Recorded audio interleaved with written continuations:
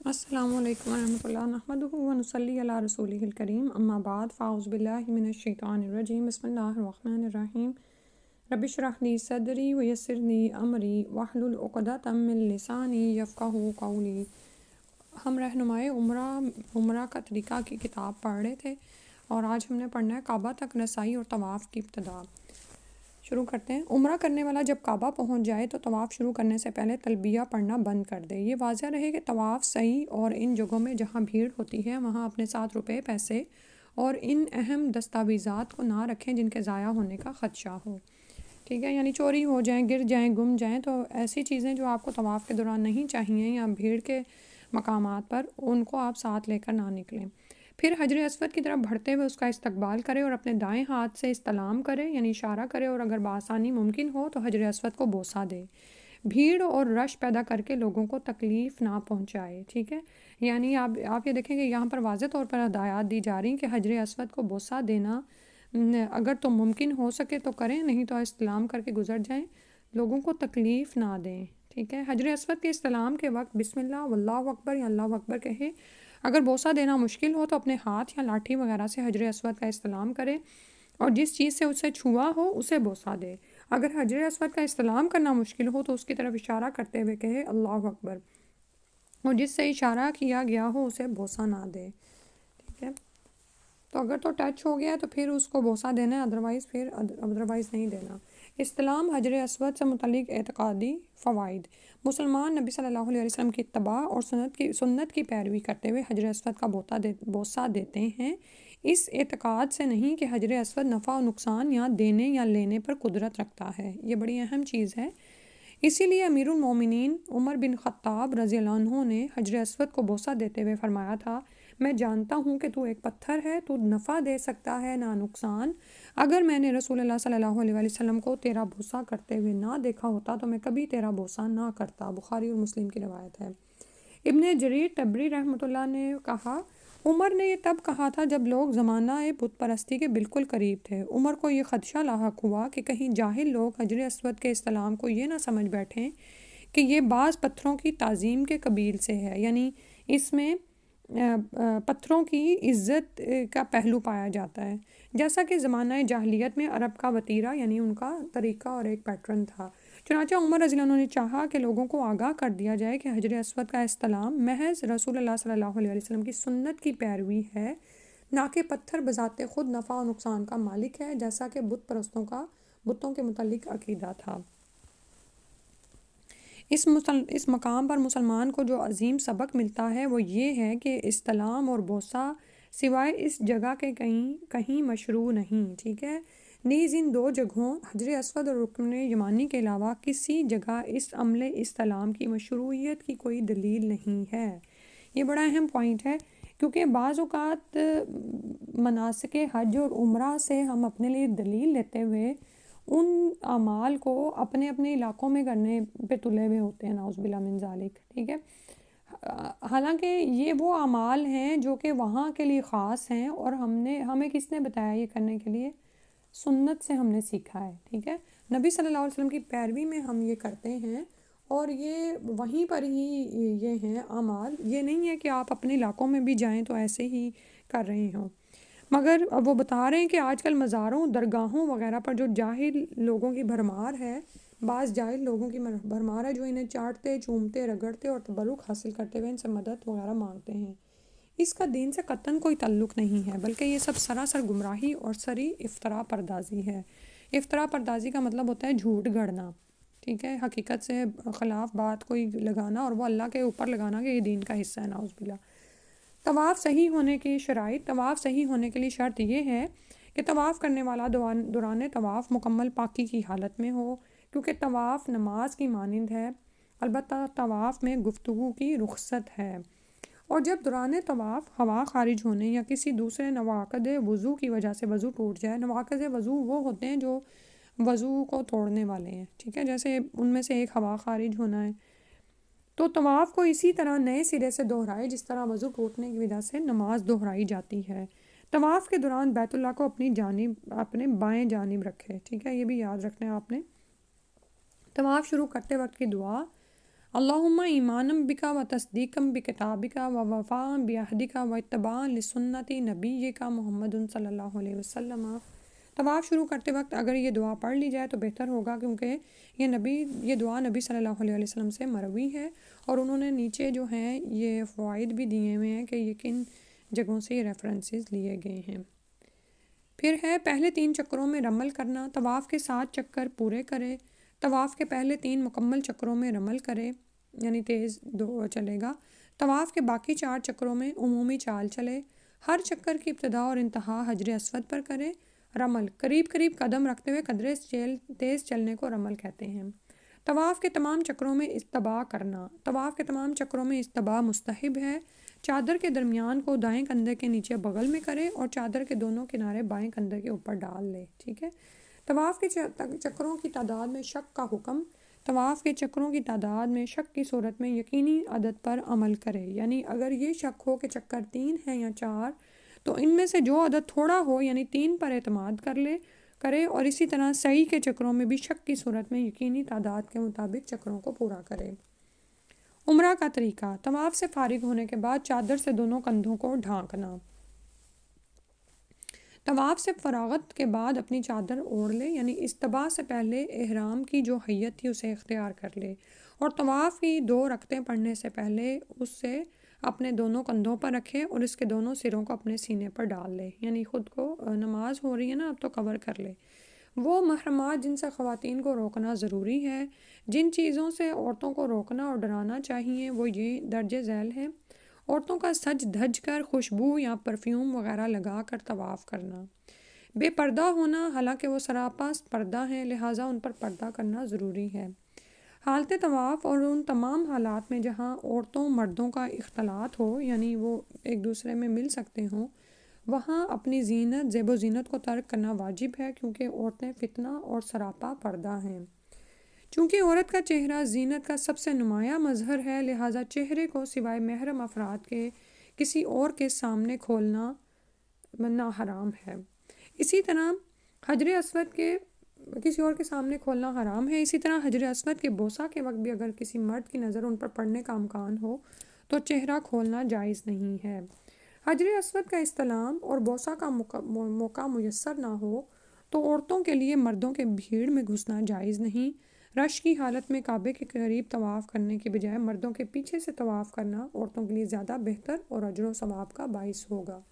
یہ بڑی اہم باتیں ہیں۔ بعض اوقات عورتیں جو ہے نا وہ خود کو یہ سمجھتی ہیں کہ شاید ان کی اس میں کوئی تحقیر کا پہلو ہے، حالانکہ اللہ سبحانہ و تعالیٰ نے ہماری ہی حفاظت کے لیے یہ سارے احکامات ہمارے لیے اتارے ہیں۔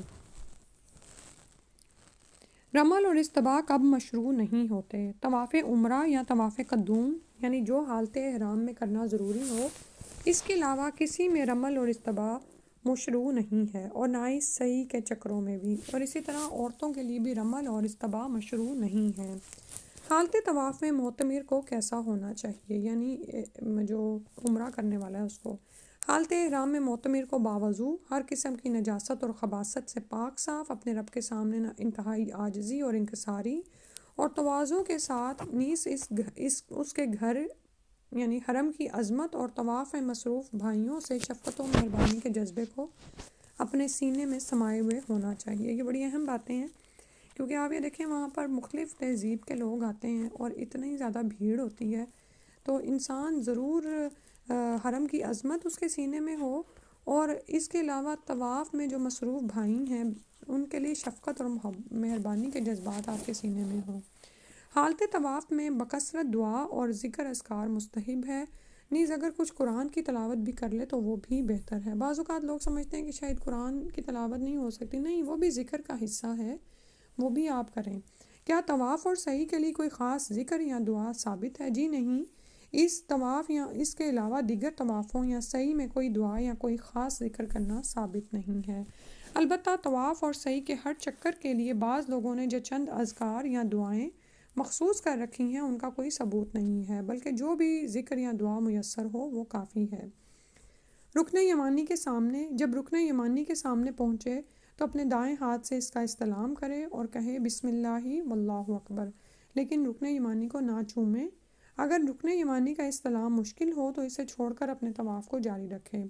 رکن یمانی کے برابر پہنچ کر دور سے نہ تو اس کی طرف اشارہ کرے اور نہ اللہ اکبر پڑھے، کیونکہ ہمارے علم کے مطابق ایسا کرنا نبی صلی اللہ علیہ وسلم سے ثابت نہیں ہے، ٹھیک ہے؟ تو وہ جو پیچھے باتیں آپ پڑھ رہے ہیں وہ صرف حجر اسود کے لیے ہیں۔ رکن یمانی اور حجر اسود کے درمیان کی دعا۔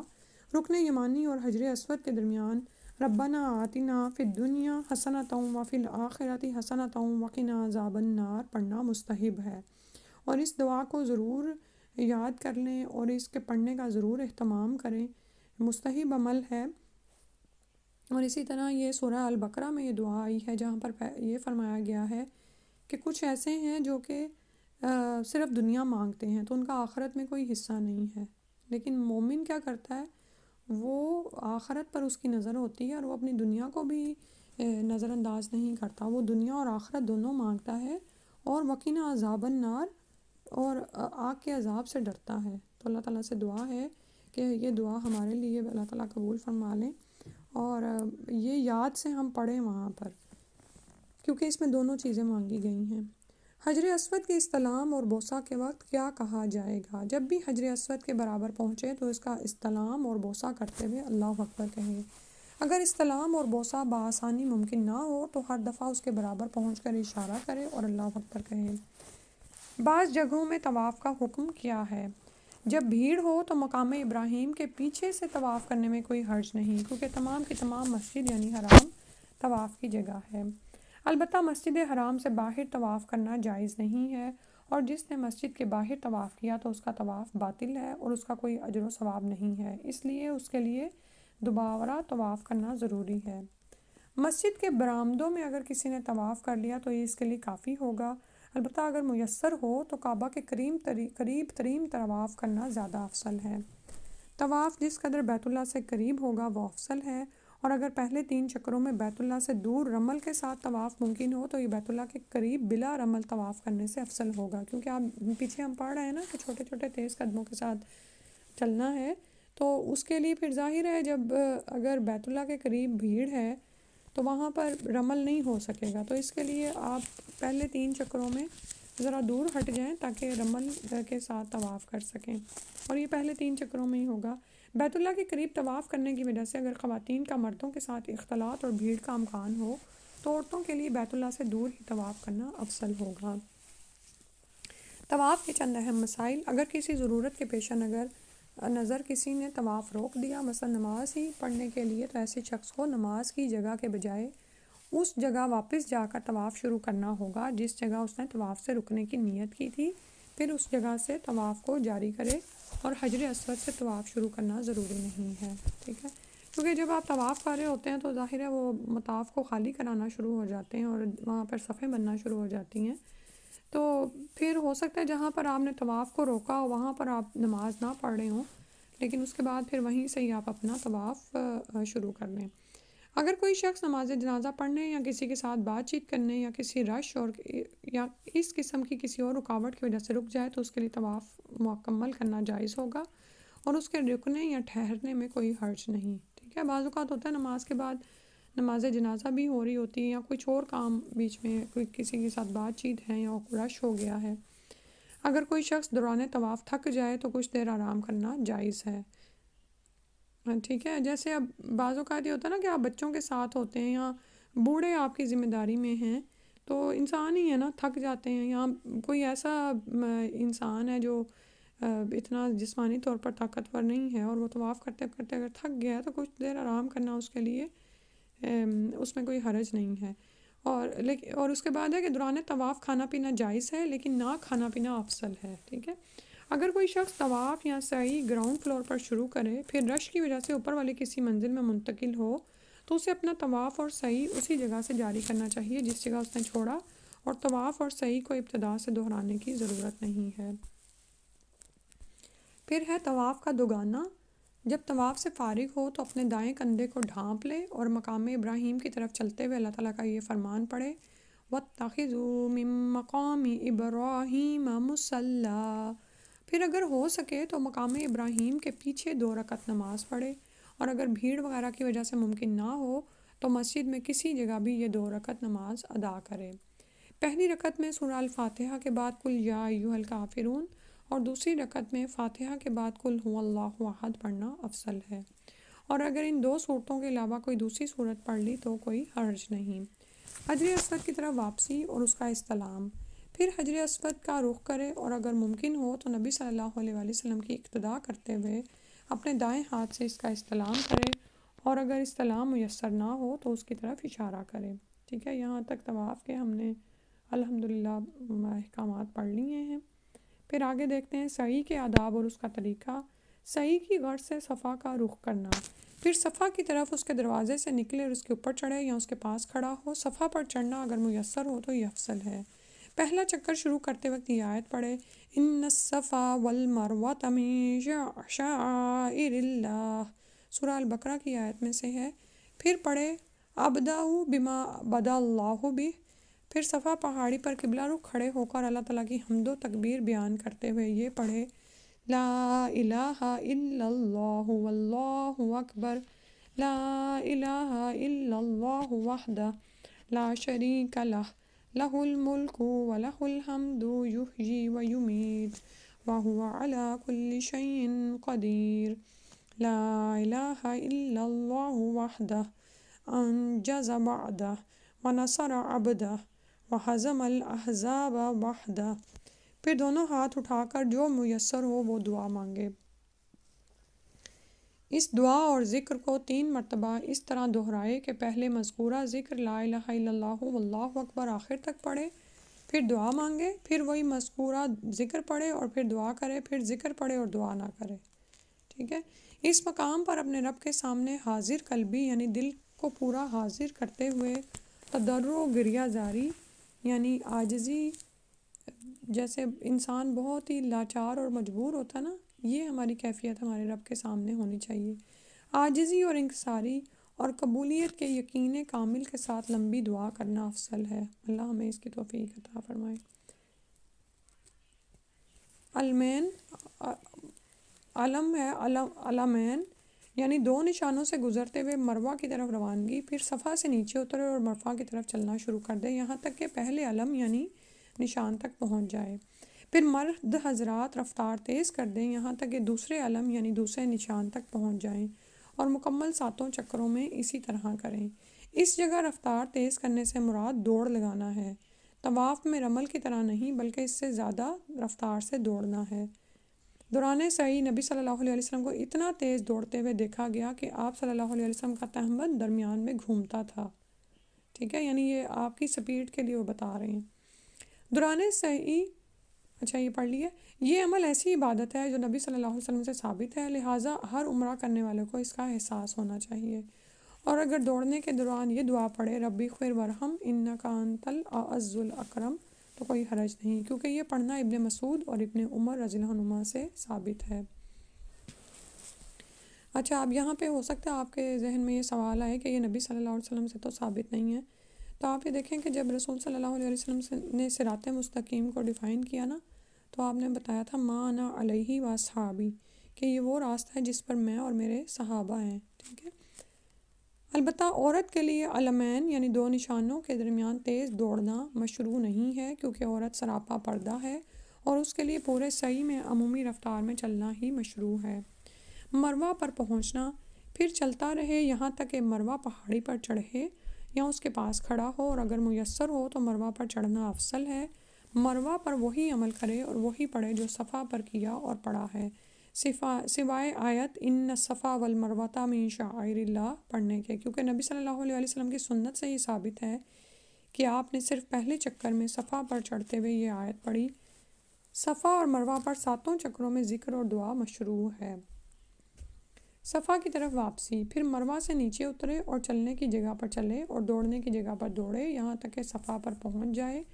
ایسے ہی 7 مرتبہ کرے، جانا 1 چکر اور واپس آنا دوسرا چکر شمار ہوگا۔ ٹھیک ہے، مستحبات سعی، دوران سعی بکثرت ذکر اور دعا کا ورد کرنا مستحب ہے، جبکہ قرآن کریم کی تلاوت بھی کی جا سکتی ہے، کیونکہ سعی کی مشروعیت کا اصل مقصد ذکر الہی ہے اور قرآن مجید افضل ترین ذکر ہے، لہٰذا ادھر ادھر کی فضول اور بیکار باتوں میں مصروف ہونے یا مخالفات شرعیہ یا جیسے تصویر کشی یا لوگوں کے سامنے اپنی نمائش کی غرض سے نشریاتی کیمروں کے سامنے کھڑا ہونے سے مکمل پرہیز کرنا چاہیے، کیونکہ اس سے اس کا سارا عمل غیر شعوری طور پر تباہ و برباد ہو سکتا ہے۔ اللہ تعالیٰ ہمارے حال پر رحم فرما دے کہ آپ یہ دیکھیں کہ ایک ایسی عبادت جو ہم اللہ کے لیے خالص کرنا چاہ رہے ہوتے ہیں اور ایسی حرکتوں سے اس کو برباد کر دیں، جبکہ اس نے اللہ کے لیے عمرہ کیا ہے۔ اس لیے ہر ایسے فعل سے دور رہنا چاہیے جو اس کی اس نیت کو خراب کر دے۔ دوران سعی مستحب تو یہ ہے کہ باوضو رہے، اور اگر اس نے طہارت کے بغیر ہی سعی کر لی تو اس کی سعی کافی ہو جائے گی۔ اسی طرح اگر کسی عورت کو طواف کے بعد حیض یا نفاس آ جائے اور اس نے اسی حالت میں سعی کر لی تو یہ سعی درست ہوگی، کیونکہ سعی میں طہارت شرط نہیں بلکہ مستحب ہے، جیسا کہ پہلے بیان ہو چکا ہے۔ اور یہ بھی گزر چکا ہے کہ حائضہ وغیرہ عورت کے لیے طواف سے پہلے عمرے کی سعی کرنا جائز نہیں، حج کے برخلاف، کیونکہ حج میں طواف سے پہلے سعی کرنا جائز ہے۔ پھر ہے سر منڈوانے اور بال کٹوانے کا بیان۔ جب سعی مکمل ہو جائے تو اپنا سر منڈوائے یا اپنے سر سے بال کٹوائے، جبکہ مردوں کے لیے سر منڈوانا افضل ہے۔ بال کٹوانے کی صورت میں مکمل سر کے بال کٹوانے ضروری ہوں گے، کیونکہ سر کے کچھ حصے سے بال کٹوانے کافی نہیں ہیں، جیسا کہ سر کا کچھ حصہ مونڈنا کافی نہیں ہوتا۔ عمرہ کرنے والوں کو ایسے لوگوں سے ہوشیار رہنا چاہیے جو مروہ پر کینچیاں لیے معتمرین کو اپنے جال میں پھانس کر ان کے سر سے چند بال کاٹ لیتے ہیں، جو درست نہیں ہے، اور جو معتمرین کے ساتھ ایسی حرکت کرتا ہے اسے بھی اللہ سے ڈرنا چاہیے۔ عورتوں کے لیے صرف بال کٹوانے ہی مشروع ہیں۔ عورتوں کے لیے ہر چوٹی سے انگلی کے پور کے برابر یا اس سے کچھ کم بال کاٹنا مشروع ہے، البتہ اس سے زیادہ بال نہ کاٹے جائیں۔ عمرہ سے فارغ ہونا: جب محرم مذکورہ تمام اعمال کر لے تو اس کا عمرہ مکمل ہو گیا الحمدللہ، اور اس کے لیے ہر وہ چیز جو احرام کی وجہ سے حرام ہوئی تھی حلال ہو گئی۔ الحمدللہ ثم الحمدللہ، سبحانک اللہم و بحمدک، اشہد ان لا الہ الا انت، استغفرک و اتوب الیک۔ السلام علیکم ورحمۃ اللہ۔ یہ کتاب ابھی جاری ہے، بہت سے خوبصورت اور بھی باتیں اس میں ہمیں ملیں گی، نصیحتیں ملیں گی، اور سب سے بڑھ کر آخر میں دعاؤں کا ایک مجموعہ دیا گیا ہے جو میرا دل ہے کہ ہم اس کو رمضان میں پورا کریں۔ تو انشاءاللہ باقی نیکسٹ ٹائم دیکھیں گے۔ السلام علیکم ورحمۃ اللہ۔